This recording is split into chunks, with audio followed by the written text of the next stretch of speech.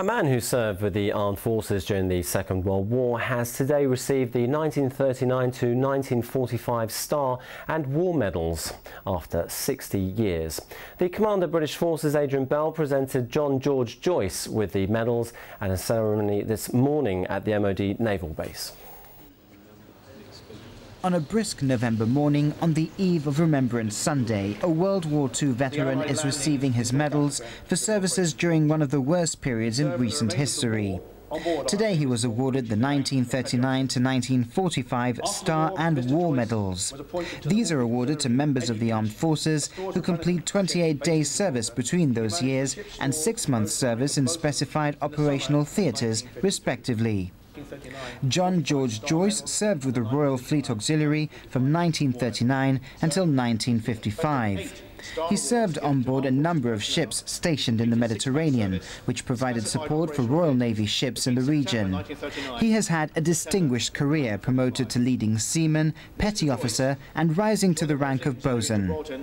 After 16 years of service, he retired in the rank of acting third officer and joined the Victorian Yard maintaining supplies and storage control for RFA and Royal Navy vessels in Gibraltar.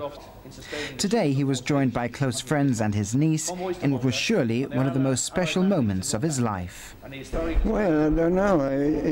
You can imagine something that I didn't expect it to happen, because in all these years I am a cushy fellow. I'm not particular in anything at all. But I never expected all this what's happened today, and most especially the minutes, were long minutes that I've spoken to the Commodore. And John, what does it feel like for you to have these 2 medals? Well, it means a lot, because it's something that I always knew that I should have had them, but finally I got them. So, and my family is very happy about it as well. So if they're happy, I'm happy too. But what are your feelings now, sort of looking back? And my feelings now, looking back, is sometimes it seems to me that it didn't happen. Yeah. Because apart from that, all this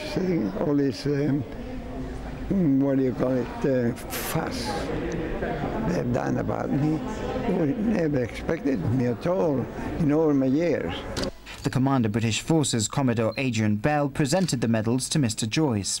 He said he was very honoured to have presented Mr. Joyce with the medals and praised his commitment and courage during his years of service with the Royal Fleet Auxiliary. As I said to the assembled company, it's very propitious that it happens at this time of year.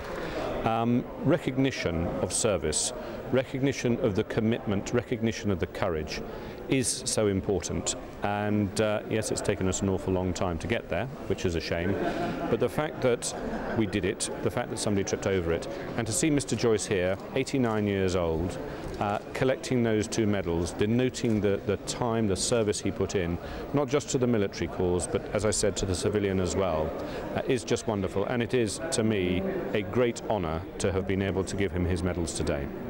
Indeed, many might wonder why it has taken so long for John George Joyce to receive his medals.